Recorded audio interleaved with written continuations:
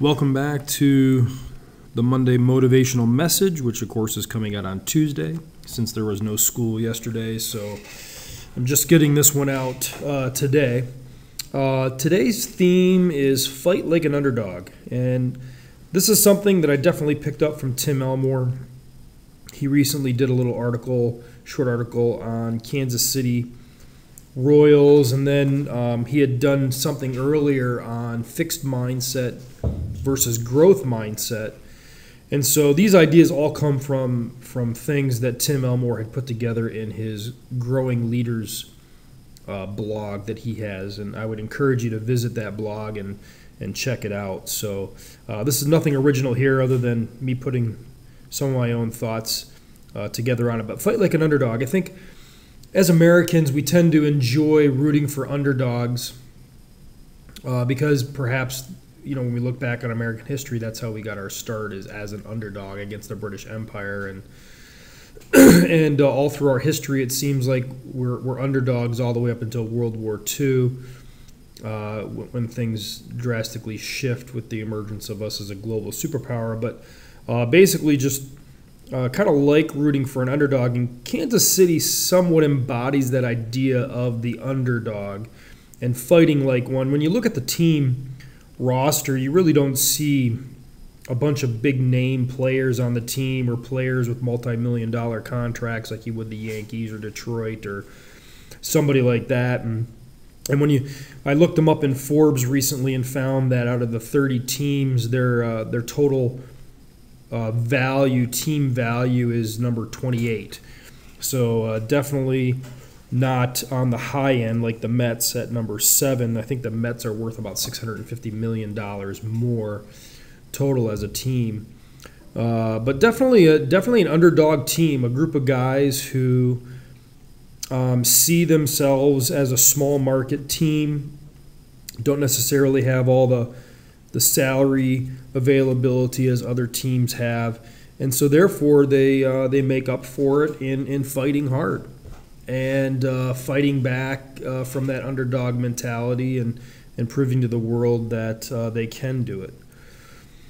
Unfortunately, I think for many of my students, or even for many young people today, they get into this fixed mindset that I am what I am, and I can't change that.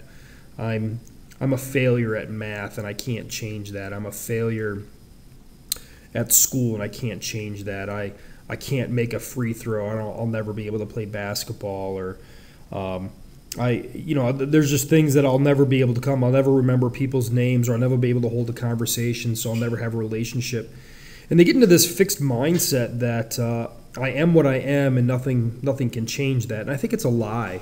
I think it's a lie that I think adults tell them that. I think peers tell them that. I think it's a lie that's easy to believe. And over the course of time, unfortunately, they believe it so much that they get out of high school and they go on into life continually believing that there's nothing they can do to improve themselves. And then they sit back and wonder why they're stuck in a job that has no promotion or better benefits, or why they're stuck in a house that they can't get something better, or a better car, or do some of the things maybe they dreamed of when they were younger.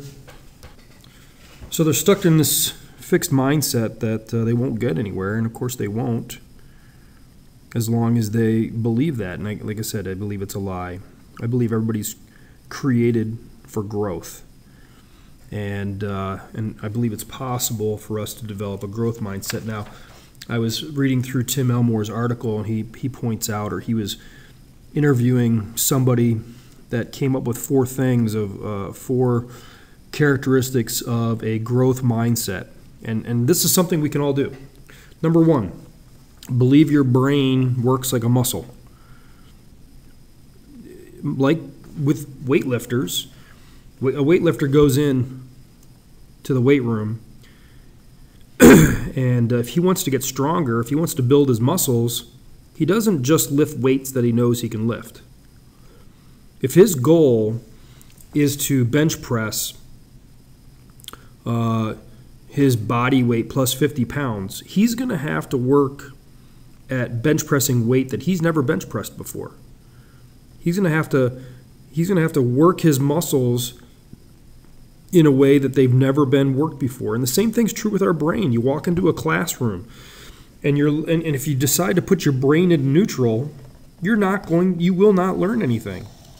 But if you walk into that classroom saying, hey, I know this is going to stretch me, I know this is going to be something that's going to be difficult, but I can learn, then over the course of time, as your brain handles more and more, it's going to get to a point where it can do that heavy lifting. Just like a weightlifter can finally bench press his goal because he had to start lifting things that he couldn't lift initially and slowly build up to that. So excuse me, number one is think of your brain as a muscle. Number two, start using the word yet. I can't do fractions yet. I can't spell yet.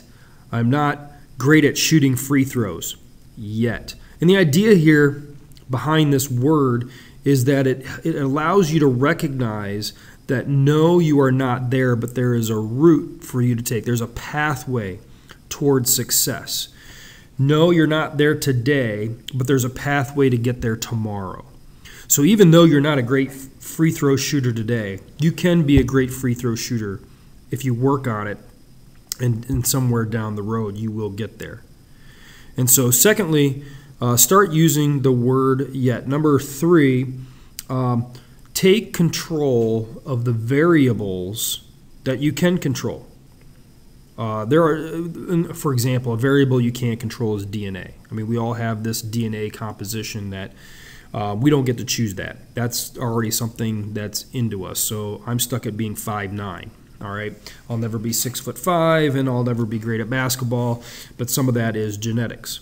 But there are other things that we do control. For example, and I think this is the most important, that is work ethic. A good work ethic, that's something that you can control. When you come into a classroom, when you go into a job, when you're at home with your family and things need to get done, you can display a work ethic of being a hard worker and putting forth 100%. That's something that is in your control.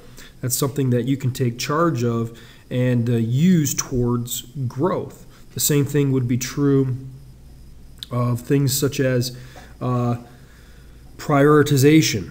You know, prioritizing what's most important in life, or strategy, using problem-solving skills, honesty, commitment, punctuality. Those are all things that you can control.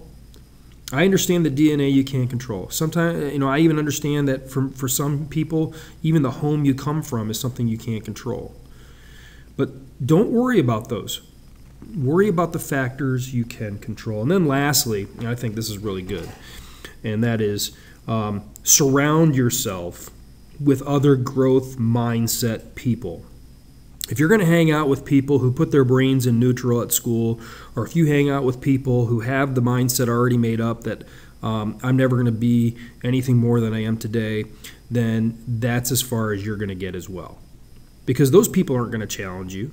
The only thing those people are going to do is say, hey, let's be mediocre together. What I'm saying here is you need to hang out with people who are challenging themselves. Whenever I have an athlete who wants to get better, I just tell them, well, who's the best person on the team? Well, they are. Well, then hang out with them and challenge them to one-on-one. Challenge them to a game. Constantly compete with them because they will make you better. Find somebody who is going to challenge you. Hang out with those people that will challenge you, and that will make you better. So fight like an underdog, okay? You may think you're on the bottom of a pile. You may think you have a lot of disadvantages. But if you have this fixed mindset of my disadvantages will prevent me from doing any better, then that's exactly what's going to happen. But fight like an underdog. Have a growth mindset to say, hey, I'm here today, yet I can be there tomorrow. Flex your brain like a muscle. Put people around you who also are challenging and can control those things like work ethic to make yourself better. Hey, thanks for listening. Thanks for joining in. Make sure you hit like. Make sure you post a comment. Make sure you subscribe to the channel if this is beneficial to you. And hey, make sure you pass it on to others. Thanks for joining me, and we'll be back next week.